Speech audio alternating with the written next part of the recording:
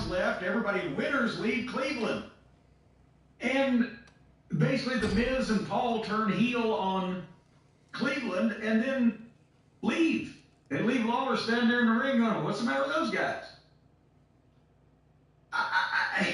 That was it? That was it. And I swear they were obviously talking about their WrestleMania business, but not really, and nothing happened. And they were babyface in Cleveland until they healed Cleveland, and Lawler had to come out because he was taking up for Cleveland. But if you weren't from Cleveland, I don't know if you would have particularly enjoyed this or not. Are you from Cleveland? No. You didn't enjoy this then? You don't remember watching it? I don't think I enjoyed it. I don't think I enjoyed it. All right, here's one of the things that came up next that I watched this program for. And boy, you can really tell there's different people in charge of Raw and NXT. Robert Roode and Dolph Ziggler had a tag team match against Tommaso Ciampa and Rex Braun Steiner. And these guys, the four of them, have been the best things lately about Raw and NXT, with the exception of Brock Lesnar. And so I think I'm gonna enjoy this match. Now remember the first match on the show, by the time that they talked and talked and talked some more, and then wrestled and wrestled and wrestled some more, and then talked some more afterwards, just that one piece of business was 50 solid minutes. Well, this tag match, they do 2 minutes. They go to the break on a nothing spot. They come back. Ciampa sells for 30 seconds. Makes a comeback, simultaneous cold tags. They make a comeback. They have a little four-way, and Steiner hit his finish on Ziggler. 1, 2, 3. On NXT, they're the best thing on the show. On this marathon bore fest called Raw, they get 5-minute blase matches to just promote that they're going to be on NXT the following night. And then they don't give them a chance to do anything that the people would say, wow, I got to see that on NXT. And then NXT is good. But people wouldn't know that from what they saw on Raw. Both Robert Roode and Steiner are, well, I mean, all these guys are great, but I love Steiner working with Roode. All four of the guys, they would have fit in the NWA in the glory period with the Midnight Express, the Horsemen, Tully and Arn, Wyndham, the Steiners, the Rock and Roll. Roode and Ziggler and or Ciampa and Steiner, just at his level of experience, you could tell they would have fit right in with those guys and been able to work matches with those guys. And there's not a lot of talent today that you can say that about, that they could have jumped right in with those guys and hung with them. I'm not talking about doing stunts or playing on the trampoline. I'm talking about working. But these four guys are, but they get no time on Raw. Did you see any of that? I didn't, but last week I got to see the Ziggler match that was on Raw, and obviously I got to see NXT. And it is puzzling the way they're being used from one show to the other, from one night to the next night. It is a puzzle. On the same channel. On the same network, yeah. So the next match on Raw was almost against Apollo Crews with his cohort Major Sneeze. Was Apollo Crews not on top and a main event guy at one point? I don't think so. Well, I mean, Apollo Crews, people, I mean, they gave him that ridiculous Zimbabwean warrior gimmick where he was carrying a spear and whatever, but people were using him, were they not? Everybody imagined this, that he was in at least something featured, some main event somewhere, they were doing something. Now they have finally reached a I tipping don't know, I point. kind of remember he always doing that to break through. Simon and Bell Up, he was doing Our Nation, wasn't he? That was his name in the Indies, and then There you go. that was the old man, and they put him in this, he gave him a new name, and that was on the main roster. What was his name?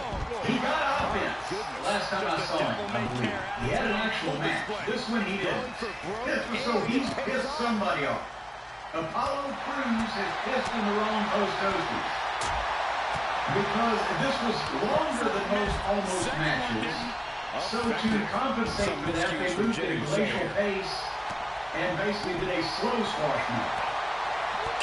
And then Major Sneeze comes in and faces off with Almost. And one of the announcers says, well, look at that. He's almost as big as he is or whatever. And then they just stared at each other with a mean look. And almost laughed at Sneeze.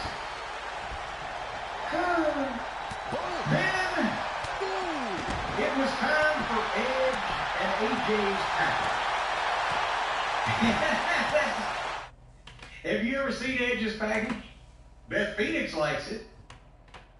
Edge and AJ had a package from last week when Edge lost his mind and switched heel on AJ, and here comes Edge out for an entrance in blue lighting. You know when you're in a hotel room in some distant city and they've got that fluorescent light that's kind of yellowish and it brings out every zit and boil and blemish and pimple and canker and fucking blister and any type of imperfection in your face and your skin and you look like hell, warmed over.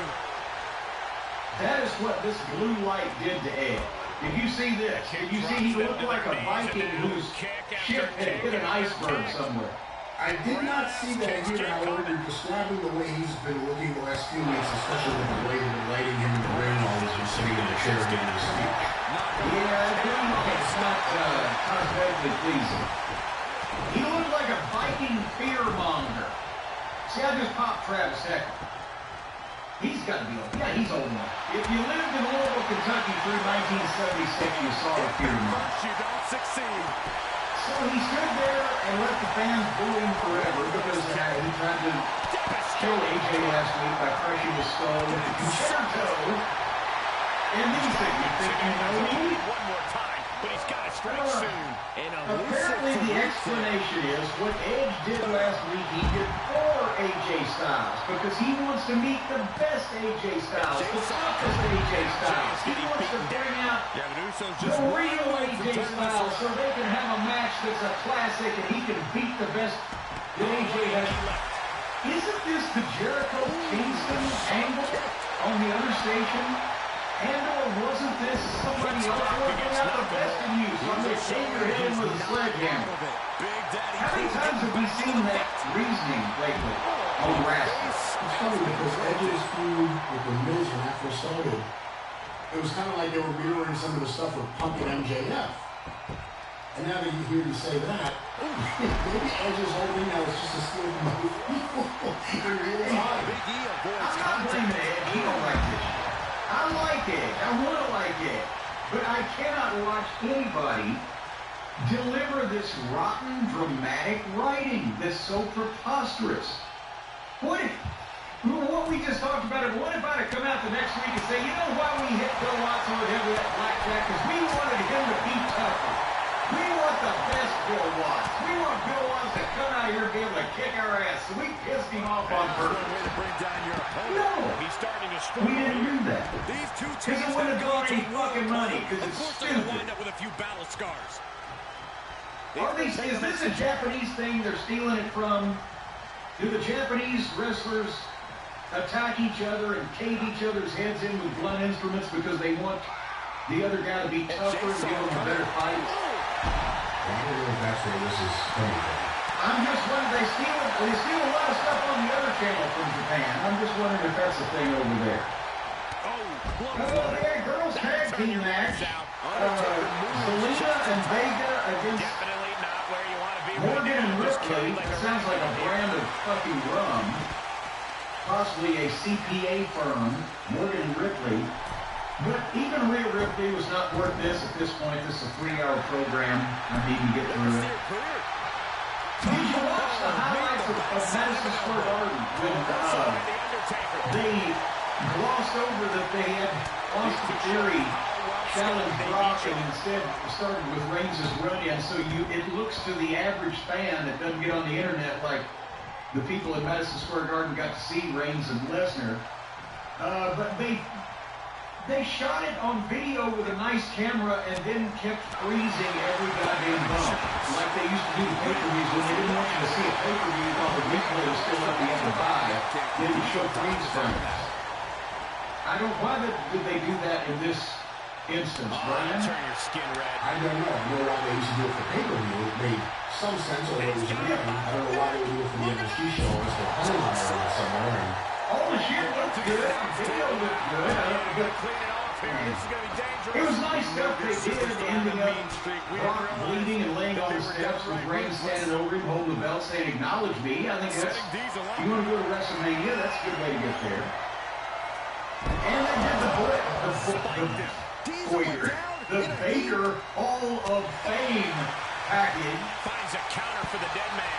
And nothing wrong with that. Again, I'm happy Baker's going to be going into the Hall of Fame, but the Boy Meets World clip was as prominent as his wrestling clips. He's acted, they showed WCW stuff and WWF stuff. He's been in the ring with Hulk Hogan and Shawn Michaels and every major fucking star in the goddamn business. But it was a big deal to put a clip of his cameo appearance on a goddamn second-rate sitcom. And here's a star. Boy Meets World could barely be considered television, right? well, man, that's a big show for kids who grew up in the 90s. That was a big deal. I can tell you, like, people I didn't do my wrestling knew about Vader from that show. My cousin was a little younger than me, used to watch that show. He knew about Vader because of that show. Now, I think mentioning it is one thing. If it's as prominent as this wrestling career, that's a problem. See, your cousin used to watch Boy Meets World. You know, my kids will watch that crap on ABC on Friday nights. And then Boy Meets World back, and my kids started watching Boy Meets World, where the daughter of the star of Boy Meets World and his girlfriend on the show, now they have a whole other sub-show. I think that's fun now, too. Yeah. I want to watch Girl Meets Boy. You do? Yeah. Well, go Stephen Hirsch. Why ain't bothering me? Girl Meets Boy. Direct for Vivid Video. Yeah, well, your cousin, the kid, watched Boy Meets. When I was a kid, I was watching documentaries, news programming. And to learn my mind. You had two channels. Well, yeah, there was a documentary on one and a news program on the other.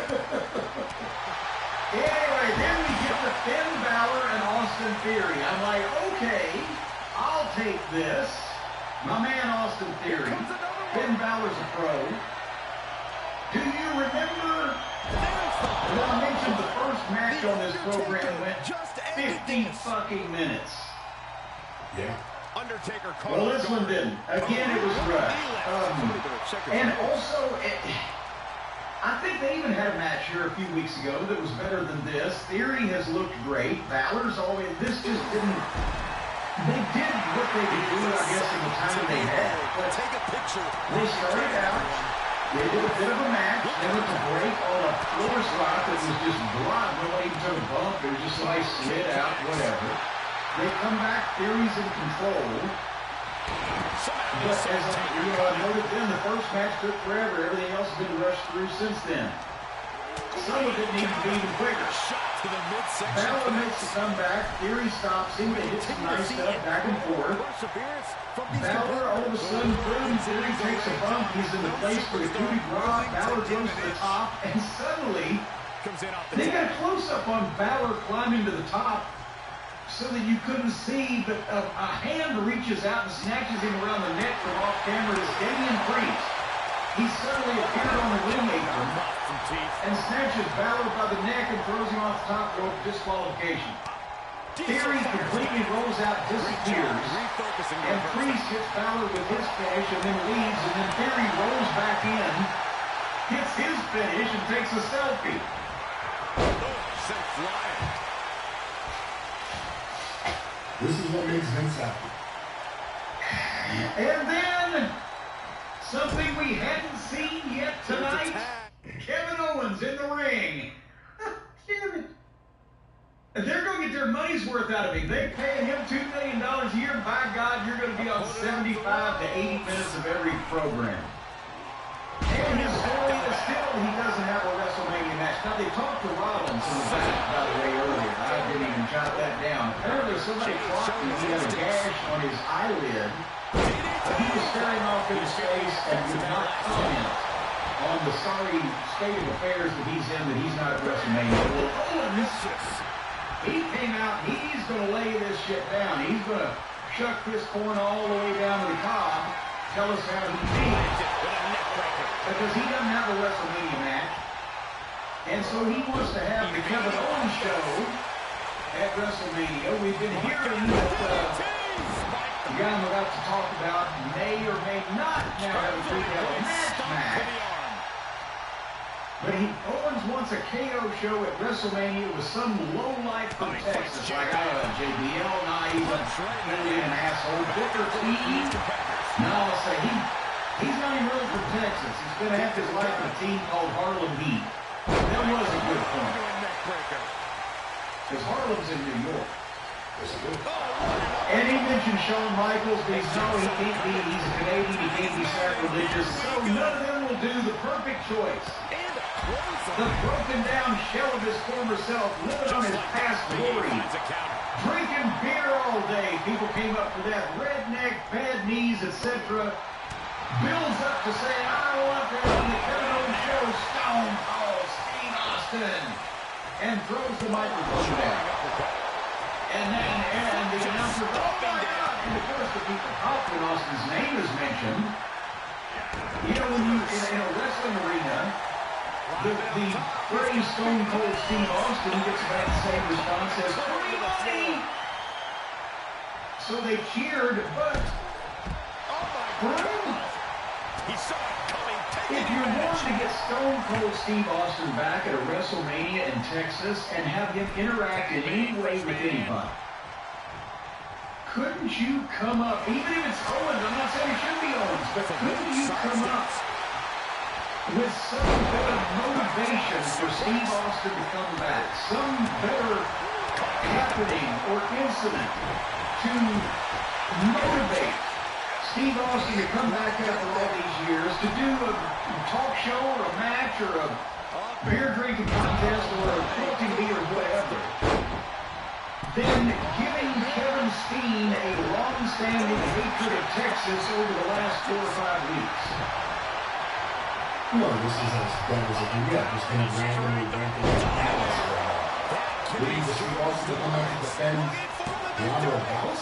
I'm not exactly sure what the Dallas is. If I ever have a match, Steve Austin goes get past it, there will be a match. And that would not be the best way to do it. They can have a bit of a skirmish. I'm sure the people will be happy about it. But before they even do that, we're going to be a match. And by the strict definition saying, this was the idea they had. To help Steve people from Texas. What the? Seriously? And he's just, you know, and he's been going on record for the past 10 years he's been in the company or whatever long it's been. Yeah, the one thing I can't stand for the Texans, that'd be one thing. If he's beating up a bunch of people from Texas and laughed about it, that'd be one thing. He got them mistreated a cow. Well, that's going too far. But just for 4 or 5 weeks, yeah, I hate Texas. Out of the blue. Cinderella story. Out of nowhere. This was, they shoehorned this reason into that fucking high-heeled slipper very, very hard. It was placed there with a sledgehammer. It doesn't get you excited about Austin. That's for sure.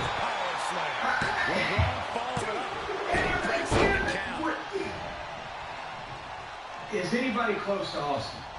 Jim Ross is not there anymore to mistreat, but was anybody else close to Austin? Or does Austin have a charity that somehow Steen could have maligned, who he likes, or even a fan could have been mistreated while wearing a Stone Cold Steve Austin t-shirt? You know Austin's not going to let something like that. Just anything. I hate Texas and Dallas. Even a lot of people in Texas hate Dallas.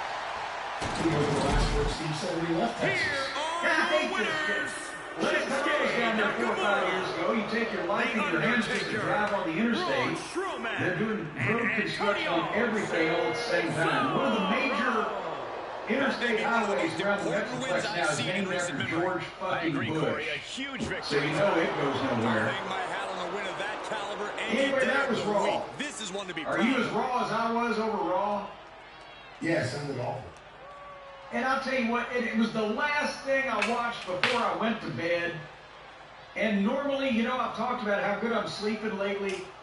Normally, when I nod off into blissful slumber, into somnambulism at night, I'm dreaming of a beautiful sunny morning and a healthy breakfast.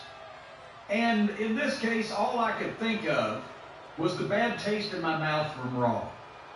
Thank goodness, Brian, I woke up and I took a big heaping helping of Magic Spoon and shoved it in my face and got that bad taste out of my mouth from the night before. Have you ever done that? Thank goodness. Yes, I have.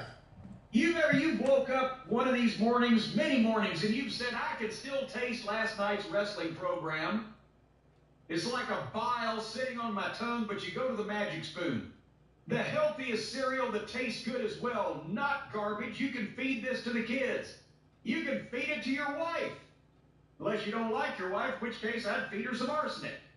But let's not joke about that. No one out there should be feeding anything that could be potentially deadly to their wives. And of course, Jim was joking. Magic Spoon, of course, is not deadly. It's delicious. I was thinking of asking. And they wrestled the Odd Couple team of Wendy Chu and Dakota Kai. Did you watch any of this match, Brian? I did, actually, and I had to see finally Wendy Chu in action after hearing you talk about her. But also, I was shocked, because I had it on mute, because I hate the commentary. I didn't realize it was Dakota Kai until like in the middle of the match I saw her face. From the looks of her, from the hair in the back, I thought it was a different person. You used to like her, didn't you? I thought she was good. She was good as a babyface and good as a heel, yeah. Still feel that way after seeing this match? I don't know if she's just embraced the 2.0 philosophy or what this is, but I'm just glad that these two, who obviously are trying really hard, will be there to represent Dusty Rhodes in the finals of the Dusty Classic. Well, and now let's mention, I think we've missed the obvious. Everybody's wondering, how is Cody Rhodes going to debut? Is Cody Rhodes going to debut? What's Cody Rhodes going to do in the WWE? But the fucking answer's been right here in front of our faces. He's going to hit the ring in NXT and defend Dusty's honor. He's going to beat up everybody in this Dusty Classic Tag Team Tournament and say, stop bandying my father's name around with this tomfoolery. They should just turn NXT over to Cody. I would watch it every week. Cora Jade started with Wendy Chu in this match. Cora Jade looks like she's 12 years old. She carries a skateboard around, just so you'll know. And Wendy Chu, of course, as we know, wrestles in pink, furry, full-body pajamas and furry bunny slippers. And they did a spot where Chu did a drop down, and Jade jumped over her. By the time Jade come back off the other side, Wendy Chu had gone to sleep, because that's her gimmick. So Cora Jade tiptoes in the ring past the sleeping Wendy Chu to tag Raquel Gonzalez and says, shh. See, everybody, shh. It's like wrestling in a library now. Everybody's got to be quiet. Raquel Gonzalez comes in and tiptoes over to the sleeping bunny and tries to drop an elbow, and Wendy Chu moves, or she chewed and then she moved at the last second, and I moved too. I fast forwarded. I'm not drop. How do you call that?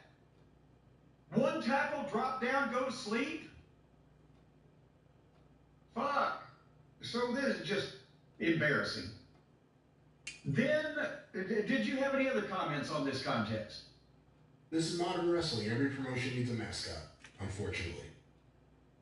Well, they got one now. So next was the Creed. Remember the Creed brothers, Julius and Brutus Creed. I said they're brothers, they're shooters, they're greener than chlorophyll. They got something, but it's a long way off. Well, they go to the parking lot. And there is the Creed brothers in the parking lot, surrounded and covered up by crowbars and lead pipes or whatever that they've been beaten with, and they're selling like they're doing backstrokes on dry land. Did you see that? Oh, yes, I saw that. And all the wonderful people that ran out there to save them, including Roddy Strong just running around in the background for some reason. And they still were doing a backstroke on dry land. That was their selling the vicious attack that we didn't see by the people that we didn't know, but they left all the implements that they used laying on top of the victims. Next match was Tiffany Stratton versus Don Henley's daughter, Fallon. Fallon Henley. The next match, actually it wasn't a match, it was a package on Andre Chase at Chase University. He's in his Letterman sweater, he's giving a lecture to whoever the fuck. And this tag team bout is going to be and China. And across the ring we see Charlotte and Becky Lynch. And communication for these teams is going to be key in this one. A complete Then, focus on did you teamwork see is the only way to win. Carmelo and Trick at the barbershop? Floor. If this works, it could change the course of Now, the I have to match. admit that I fast-forwarded through this because I thought it was a commercial for a movie or She knows something. that now. And I was trying to find the next NXT programming, and then I realized, wait a minute, I recognize one of those guys, and I backed it up, and it was And now she's giving us all a chance to bask in her at the effortlessness. barbershop with a bunch of unidentified guys. Nobody's getting their haircut. Straight Everybody's bullshitting. Like they do for two guys bullshit at the barbershop these days, like they used to back in the days Blow to the of back. Mayberry, North Carolina. She's losing command in this one. This is a more daunting task than Becky bargained for. Becky Lynch may be slowing some here. She's reached a critical point in this match, Cole. It's up to her if she wants to play In it 2 safe years, or keep now, fighting. 2 years last month, as a matter of fact. Previously, before that, it was previous Look at that one. 45 years. I got a haircut about once a month. And whether it's great clips, or whether it's sports clips, or whether it's Countering the Queen. I've gone in, I've put my name in, I've had my name called, I've been set in a fucking chair, and I've had some nice woman with varying degrees of talent cut my fucking hair. I have never once brought 6 to 8 friends. Watch her set up in the corner. Belair now trying to capitalize. Taken down to the mat. Bianca's displaying dominance. Belair's making a statement. Well, this was long and boring, and we talked about a ladder match at WrestleMania. Charlotte able to steer clear. that we've never seen before. A multi-man ladder match. That'll tear your hamstring. Now we come to the part of the program I know you watched, Brian. Lashing out Oh, with what an Lash effective Legend. counter. It's Through with the spear. And I thought that actually Lash Legend was indeed Wendy Williams. It's under a presumed name, but I now heard Wendy Williams has bad health. So Lash Legend must be trying to audition for herself. She seemed like the second time that Dick Cavett I was watching. Oh, well, Dick Cavett wouldn't have come the first time with this program, I'll tell you that. He would stay home. He would never have come to this program. It was a fake tape showing that Wendy Williams wanted to be doing scripted lines in front of both elements who would obviously get accused every time Tagging in that that Lash Legend or her guest was talking between the lines. Every time they said something, the fake audience would do fake. Man, that'll tear your hamstring. Like they do in the audience of all these fucking goofy talk shows that bored housewives with nothing to do all day that aren't getting any dick at night. Sit and watch. Looking for And a it was fucking embarrassing. slingshot.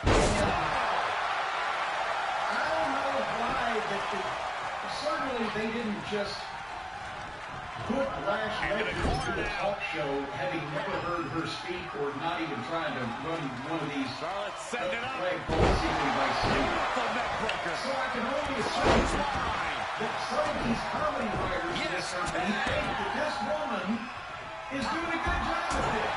Kick right to the leg. Nothing fancy about that. It is She counters right back on China. Has the advantage after a string.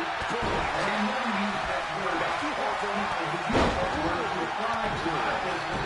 She steers clear. Whatever this is Stinging kick. and it deserves to be called that. They didn't mean anything they said, and they didn't deliver it well to do. There's no acting here. He don't have to be a fighter, a martial artist. We didn't make a belly dancer and a fucking, bucket whisperer. I don't know what all her talents are. But she came out and Are moved your around. winners? And it can be Belair and and the winners celebrating together. Great chemistry tonight. No frills, no gimmicks, just old school tag team excellence to get the victory. And the fake security freaked out and made funny faces. What'd you think? You liked it. Tell the truth. No, I did not like it. You love bad shit like this. The worse it gets, the better it is for you. I do like bad stuff, although this was not the good type of bad. It was the first time I've seen Lash Legend after all the weeks of you talking about it. And I had seen what this was, and they bring out Nikita. Nikita made her debut a couple weeks ago, impressed, I don't want to say everyone, but a lot of people. A lot of people talking about it. Great looking girl. I then, in the week since then, see videos people have been sending me. Apparently she's a musician. She has music videos. She has songs. It's like, oh wow, this is a talented person. I wonder what they're going to do to capitalize on the fact that she can sing and she does martial arts and all of this. And this is what they did. They put her out there in a horrible segment that people Let's laugh at. figure out the one thing she can't do and make her do that. That'll show her. This was so fake, excuse me, Jim, but this was fake. And this was bad. It was stuff like this, the girl sleeping in the ring. That's what made me think, watching this is Glow. I'm watching modern Glow wrestling. And that's NXT. Yep. Yeah, you are, Lance. Well, let's move along, shall we? The next match, a last man standing match. LA Knight versus Grayson Waller. Again, I like LA Knight. He can work. He's a classic style wrestler. He talk his ass off. He's got a line of bullshit a mile long. He's in good shape, looks like an athlete. Everything they do with him is rotten. Tag team action underway He's with getting Bianca beat Belair. like a drum. And China is standing in their way of victory. We see Charlotte and Becky Lynch. This last man standing match. Oh, and by the way, now they've got a thing on NXT where, like the other programs, they get the To match. decide what team has the advantage here. entrances. It'll probably Then come they down go to who break can on cut the other ring and side of have the break. best. They have Who a can promo control in the the back pace. from completely unrelated people. Well, you know that the match is standing in the ring, but you gotta watch this before you can see the match. And that was Backpack stunner. Briggs and Stratton, the Tag is Luchasaurus, made. and Carmen Electra doing some more fake shit.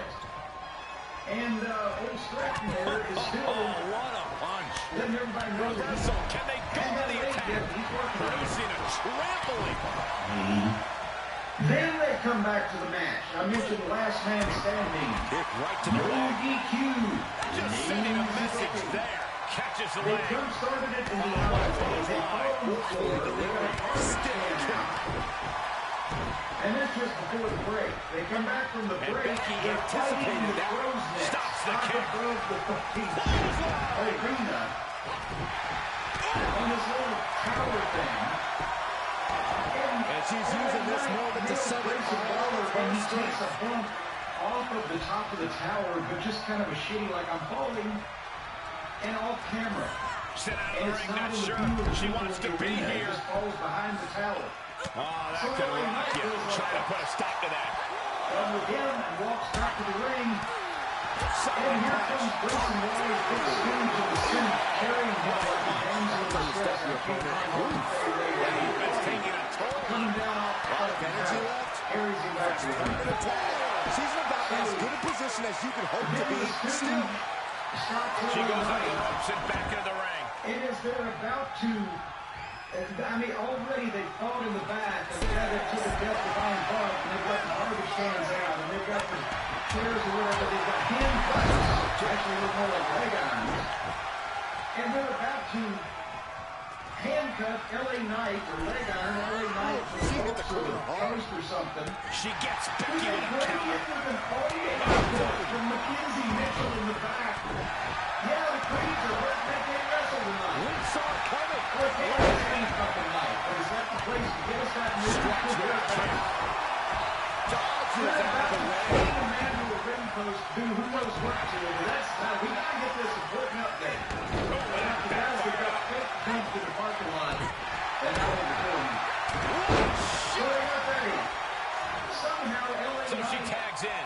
turns the tables and cuffs the Stooge to the ring post, and then beats up Grayson Waller. And picks him up and throws him bodily over the top rope, and he lands on a table on the floor and goes through the table to the floor. That's how it is. Straight forearm. He might be in some trouble now.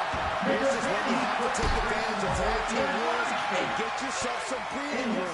No good reason to stay in this right now. Countered it. Then Just in time. hits the handcuff Stooge 4 times. Then clears off the announcer's desk. Already pointed off. Well, you gotta get the Stooge when he lands on the offensive. corner of the line. You know, there used to be a reason. The guys who are going to this place are the guys who play the lines off because, hey, you guys don't want to come to this expensive television equipment. They're clearly always Right through with the spear. that was actually huge. Full force here now. Because he's finding something that needs to cause a change here. I've done that time or two, but that's our strict thinking and forethought. So he clears off the announcer's desk, but Grayson Waller hits LA Knight with a blackjack. Bianca Belair. Before he even assigned the toilet paper roll in, it was something that they made to look like a legitimate gangster's blackjack. And there's where you couldn't really see the shot. Oh, You strong couldn't really impact. see Looking the for the picture. win. And he puts LA Knight on the table. Kick out. She Then still he has climbs all the way to the top rope, and LA Knight is trying to lay there on the table and not move. momentum is running away from And Becky. Grayson Waller Let's see what Belair can do with the opportunity. And they go through the desk, and Grayson Waller wins. LA Knight gets beat again. I've never seen matches with all these tables and chairs and things, because it would get old quick if you did. Unfortunately, that's never done. Possession. Shoulders down. I'm watching this. What's happening at NXT? Is this Shawn Michaels or what is this? I think Shawn Michaels is doing what they're telling him to do as best he. I don't know why he would book anything like this. He was a jack. Here are your winners, Just Bianca Belair with everything. This carrying pain, strong dividends with an impressive tag team win. Chemistry on point. Teamwork looking sharp. This is the best women's tag team around. I mean, you've got all the classics in it. You got Joe Pesci, you got Scott Hall, Razor Ramon, the Wise Guys, you got Angelo Savoldi. They ought to have Tony D'Angelo stand out front of I don't know. Little Italy in Baltimore. Take him to Baltimore. Put him out in front of Sabatino. He's the maitre d'. But he does numbers on the side. Another Dusty Classic match. Kaylee Ray and Io Shirai against Captain Cesaro and Carter.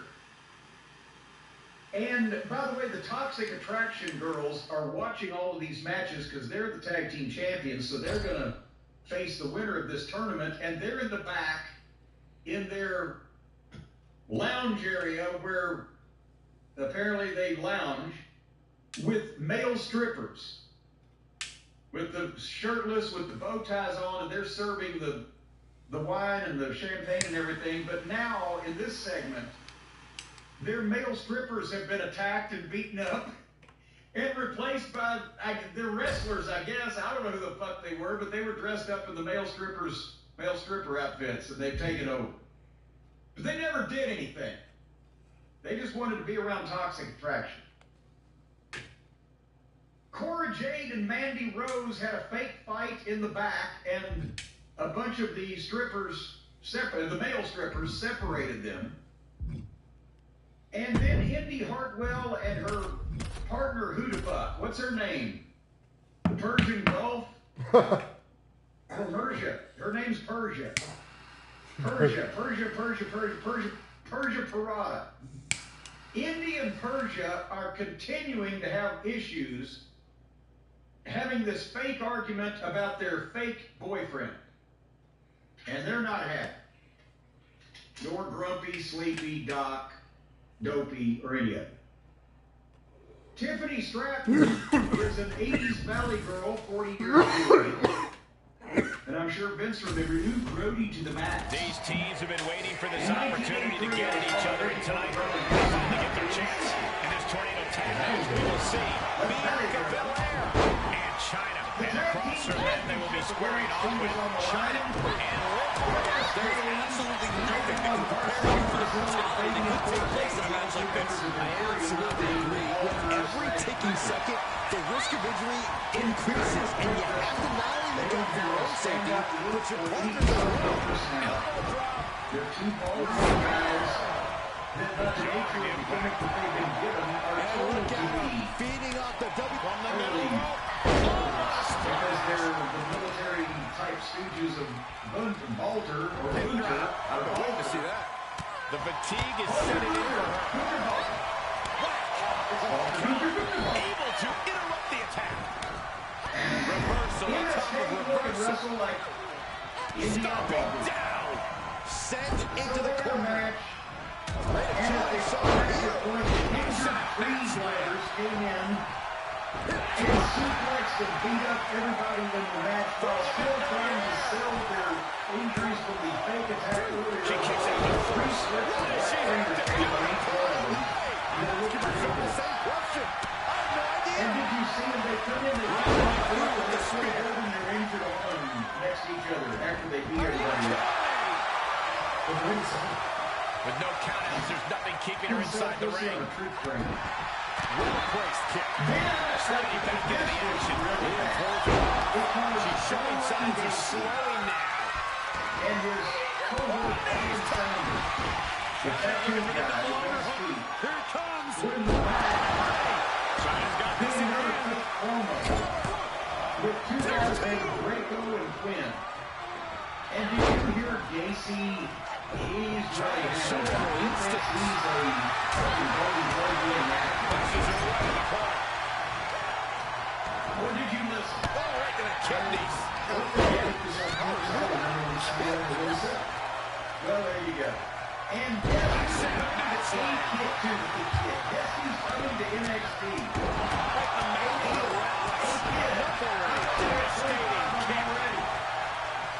But they got more of that. A-Kid is coming to NXT. What is A-Kid? Guys who the kid is A. What is it about? I've heard of him. There's the breakup. Just in the nick of time. What's the A-Kid? Saying goodnight.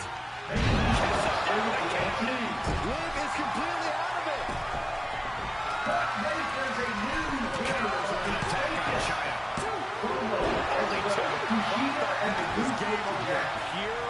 Not only just that, but he had the racist family on the outside.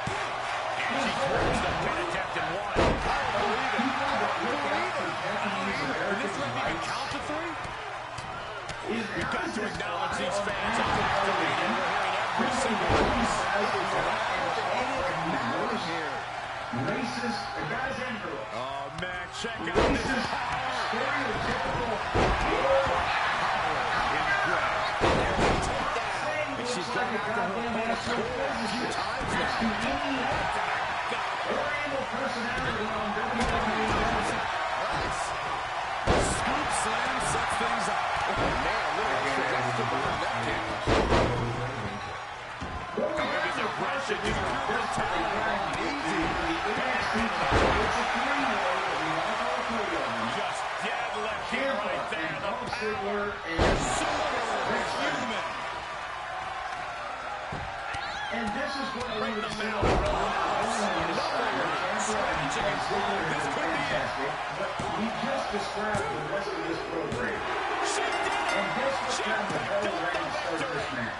8 minutes till 10 Eastern. Here are your winners, Bianca Belair and get out. China. Two great superstars that go great together, and that win They is started proof. out fast. This team was totally in sync, attacking in perfect unison like they were reading each Say other's that the minds. match makes a ton of sense, but Steiner stayed with it. Except there was one fucking hilarious bobble that reminded me of his dad. And otherwise, you know, the kid, he said this, he had 20 matches now. And he's in there with Ziggler, who's a 20-year veteran, and Ciampa, who's almost and is fucking impeccable, and he don't look out of place. And did you see the double vertical suplex? Did you see that? I've seen people kind of do a half-assed version of that before, but I've never seen one guy just stand up under both guys and just take them. And poor Dolph almost went a little bit too quick, but it's not supposed to look pretty when it's something like that. Then, at one point, actually, Ziggler and Ciampa got a spot slightly crossed. They did something, I can't remember what it was, it didn't make a lot of sense, and Steiner just came in and leveled Ziggler with a clothesline, so he actually saved him. And then it went to the break. There's no story in this, but everybody was serious, and the shit looked good, and they were taking time to sell most of it. And then, did you see the one part where poor old Steiner got ahead of himself, and it was fucking hilarious, and all I could do was think of his dad? I thought you were going to talk about this before when you said that he got started too early, but yeah. Well, yeah, you know, so it was after the break. Ciampa picks Ziggler up for a power bomb, and as he's got him up for the power bomb, suddenly, because Steiner has been down, but suddenly you see Steiner jump up and dive head first straight past Ciampa and Ziggler and land on his face and then just roll out on the other side of the ring selling. I'm like, what in the French fried titty fuck did he just do? And then I realized, the aha moment came. Ciampa had powerbombed Ziggler on that after Steiner did the drive-by. And then Ciampa went for his pedigree, the fairy tale ending thing or whatever, and Steiner speared him. Steiner saw the powerbomb, thought it was the pedigree, goes to fucking spear Ciampa like he thinks he's supposed to, and realizes in midair and just dives right past him and just says, fuck it, I'll just roll out. I can see Rick Steiner in the bumps that this guy takes, and in just the... Steiner didn't make a lot of mistakes when he was starting either, but when he did, it was spectacular and hilarious, and you laughed about it afterwards, and then he'd come back and just mow everybody down and make up for it. And then finally, Steiner hit his finish on Ziggler, but Rude pulled his leg. No, he pulled his ass out of his pants. No, that was next. Oh. Remember, he pulled the leg first on the finish that he hit. And then that gave Ciampa the chance to hit the Widow's Bell and the fairy tale ending. Got a big 2 count. Ziggler was able to make save in the nick of time. And then Ciampa's shit-canned Ziggler. And Steiner had taken the Widow's Bell and the fairy tale ending, and he's getting up. And as Ciampa goes for the running knee, that's when Rude reached in and was going to pull Steiner out, and Ciampa would hit the buckle instead as he charged past. There's nobody there. The only thing that Rude could grab was the ass and the back waistband of Steiner's tights, and when he pulled, the full moon came out over Florida. He almost pantsed him. His whole ass came out. But the funny part was, again, it reminds me of Rick Steiner when he pulled Steiner out. He just went backwards, head first, down to the mat, or to the ground outside, upside down, in one of those crazy bumps that Rick Steiner used to take when he was the same age as his son, because they were almost indestructible, and It didn't hurt him. It looked dangerous. That's how Rick Steiner got over, is his shit looked so real because he worked completely differently from anybody else. And on offense, he was so confident, and on defense, he was so unorthodox and looked like it should hurt you. You can and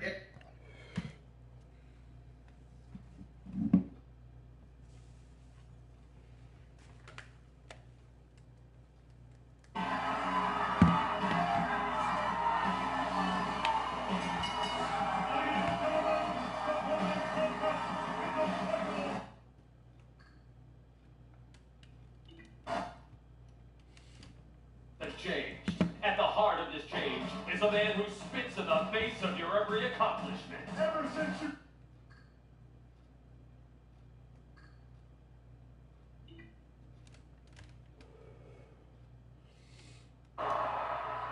Into the midsection there. Mankind is very resourceful. You must defeat him. To regain your life and resume your legacy, you must make it beg for mercy as you squeeze the will from his bones. But what if Stone Cold Steve Austin wins? What becomes of Bret the Hitman Hart then? Ladies and gentlemen, at this time, allow me to introduce the special guest referee for the following match from the Ultimate Fighting World, Ken Shamrock. Ken Shamrock obviously in great condition, and this man can handle himself, no doubt about that. He used to be the very best at one time or another, and maybe still is, in the fighting world. Can he handle the Hitman Bret Hart and Stone Cold Steve Austin? Well, it's going to be a huge challenge, there's no doubt about that. Ken Shamrock, as ABC Television said, the most dangerous man in the world. You really have to prove that here tonight. Well, all you got to do is ask Billy Gunn.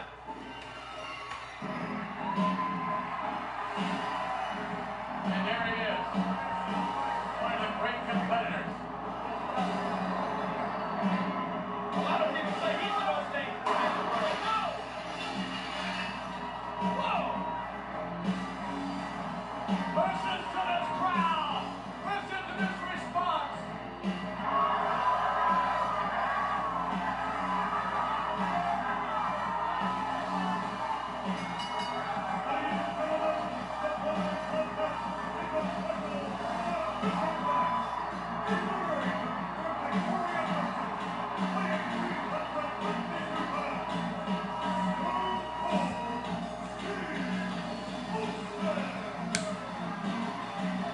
Nothing fancy about this man. You talk about in your face. That is who Stone Cold Steve Austin is. And getting quite a positive response from this capacity crowd. Sort of makes you wonder. Man, who get in the face again? Although Shamrock, I don't believe will be human being walking the face of the earth that can make him say, I quit. And I think I believe it.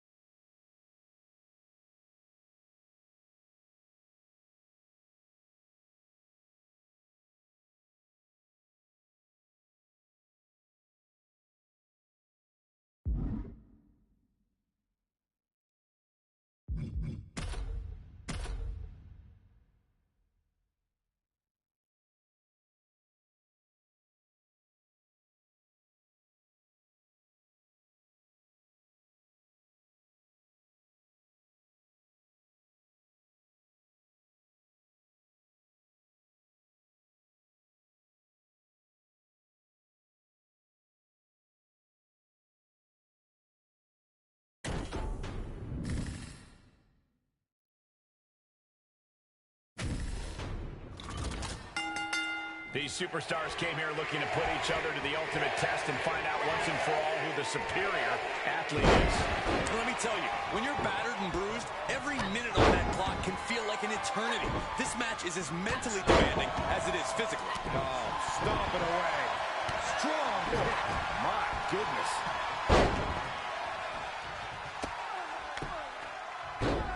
Ruthless striking. Clothesline. Oh, that'll leave a mark. Stiff kick. Was ready for that. Spear.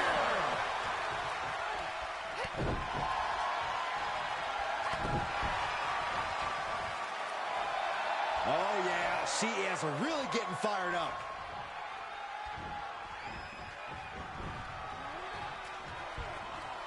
Oh, by the hair. Whipped across the ring. That ain't right. And she doesn't connect. Piercing the throat. She's starting to look concerned. But look at the determination on her face. She has still got what it takes to go the distance in this Iron Man match.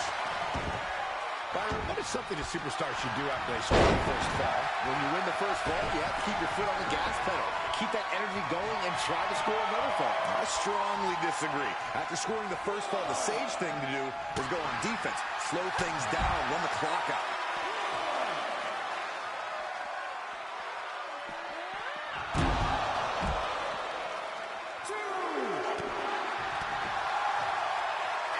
Elbow drop. Piercing. You can sense what her intentions are here.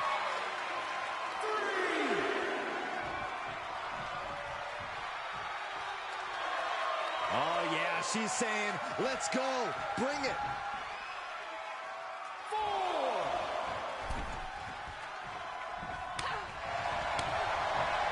Oh, straight forearm. Oh, Gonzalez avoids contact.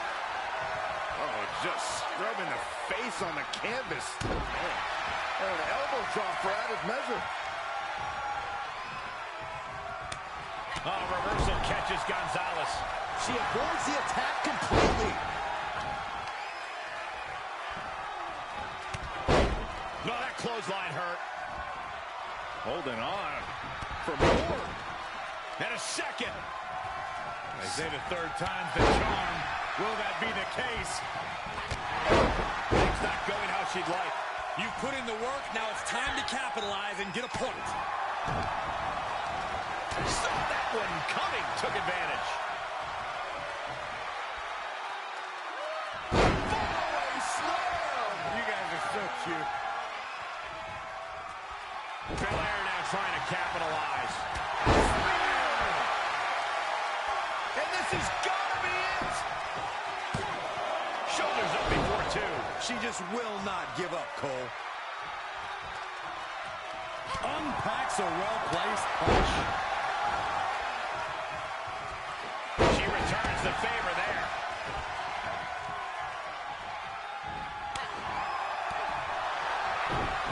That kick will stop you in your tracks. Turned that one around. The power of Bianca Belair. KOD, kiss of death. Belair displaying power. Shoulders down. 2. She picks up a fall. Gonzalez saves herself. Ooh, clothesline delivered. Just a barrage of stomps. Connects on the kick. Slips out of the way. Hoisted over into the gory special. Could be looking for a submission here. Oh, this is so painful. Belair gets countered.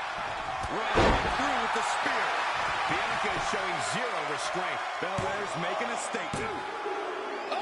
Kick out. How in the world? No way. No way. I refuse to believe that wasn't 3.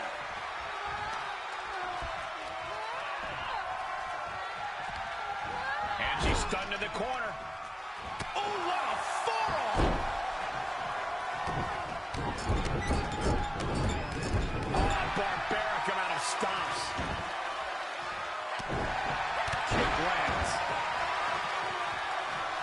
Can she do it here? And she gets an early fall. Gonzalez saves herself. Caught with a lariat. And now Gonzalez is under immense pressure. Gonzalez needs to figure things out. Well measured. Oh, perfect kick. Belair looking to wrap this one up.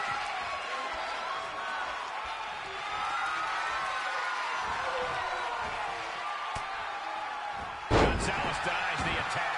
Raquel's finally able to slow all that in. This is a very powerful glazed eyes on Belair now. And a kick out. What on earth? I'm absolutely stunned. A display of near superhuman resilience. After seeing that, it's hard to imagine what it's going to take to keep this competitor down. Sometimes when you unleash your best offense and it doesn't get the job done, you're taken out of your game. That's a real possibility now in this match. Can there be frustration mounting in these competitors, knowing it's going to take more to win this one? You can't let those feelings seep into your psyche. You have to keep your focus.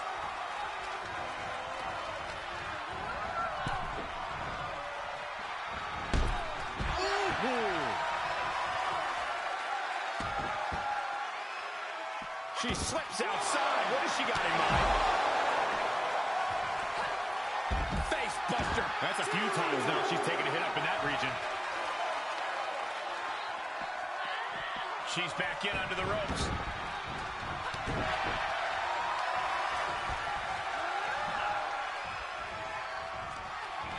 Into the corner. This can't be good. Oh, my goodness.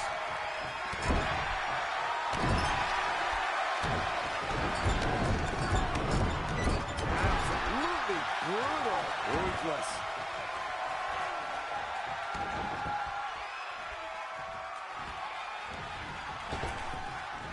Pancaked by the splash. That should do it right there.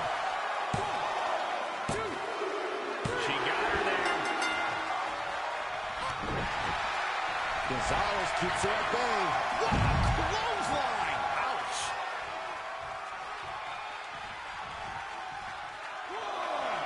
She's getting fired up, ready to show her opponent what she's got.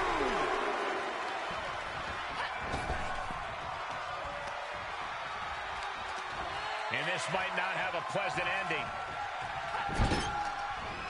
Ooh, bad landing.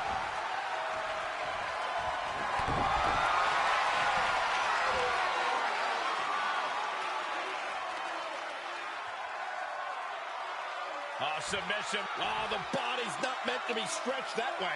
The pressure is on. Oh, look at this power. Incredible power from the position she was in. Taken down to the canvas. This match may be nearing its limit. We're about to see how tough she really is. Oh, the leg toss. Ooh, stinging. Gonzalez saves herself.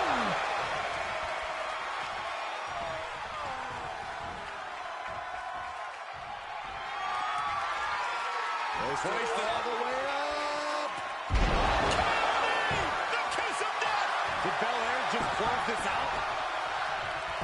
Makes the cover. She sneaks one in there.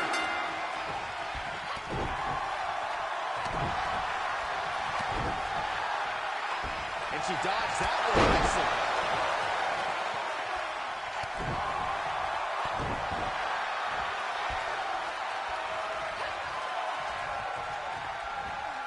Double chicken wing up and slam slam. Bianca gets rescinded right back. Clothesline. Good Lord. So effective. She's starting to drag. This is a very powerful. Gonzalez ending this fight right there. Kick out. I thought it was finished off for sure. It had to have been instant. That's the only explanation as to how Belair tipped out there. But if we see one more devastating move again, this can be over soon.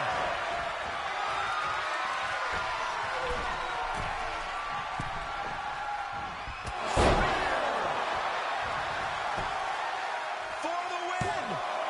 2. fall. Ooh, what a forearm club. Bianca Belair has her in position. Kiss of death to KOD. The big gun fired yet again. Makes the cover. She scores a forearm. Foot just stomping down. Oh, Gonzalez avoids contact. She's been dragged through the ringer tonight. Not what you want to see by any means. That will get your attention. Expected that one. This is a very powerful Gonzalez was right on target.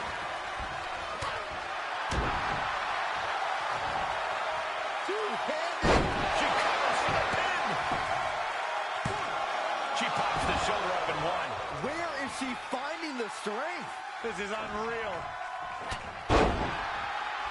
Will this be enough? And she gets a fall.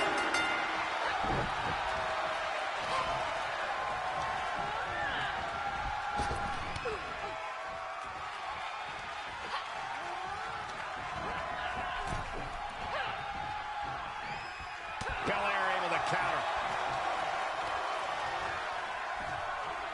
By the hair with the cross.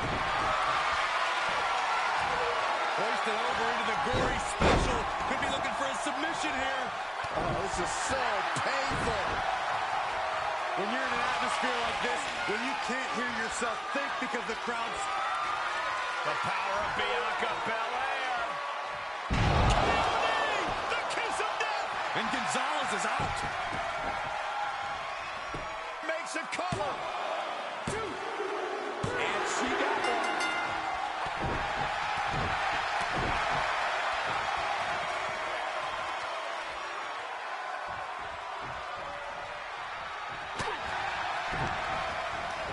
One step ahead of Gonzalez there. To the face. Oh, nothing fancy about that. You can't take much more of this. She's been on the bad end of her beating here, and it's starting to show. Shoulders down. Could she finally put this away? Are you kidding me? How this match is still going on defies all reasoning.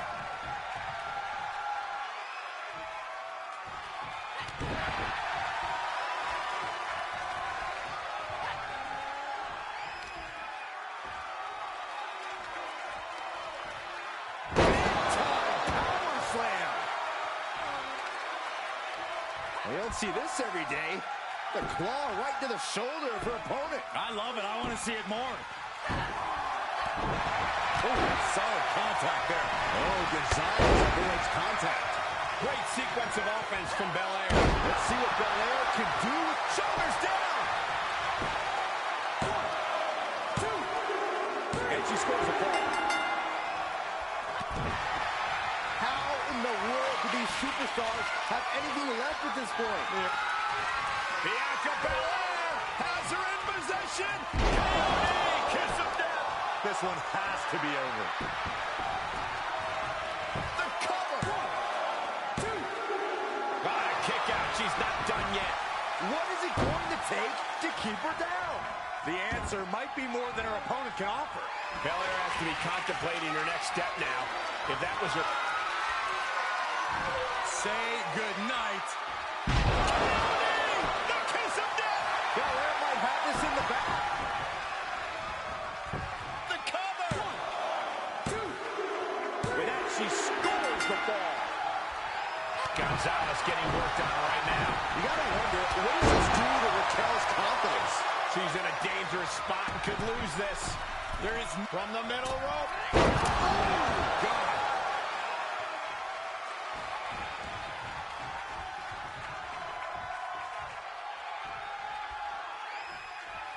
Big plans in mind for the EST. Sky high. Splash. Consecutive high-risk maneuvers, and the pace of this match has certainly picked up. Shoulders down. This could be the one that does it for her. And she gets the fall late in the match. A cross body from the middle rope. And Belair is giving every bit as good as she's gotten so far. Bianca looking so impressive, given what she's been through so far. Yes, able to survive and pull through.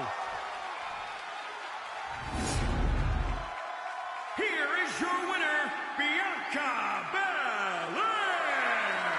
I can't imagine being able to celebrate, let alone stand, after a match like that. Talk about resilience. Talk about endurance. Really, talk about stubbornness. It certainly paid off here tonight, but who knows if that'll be the case next time around.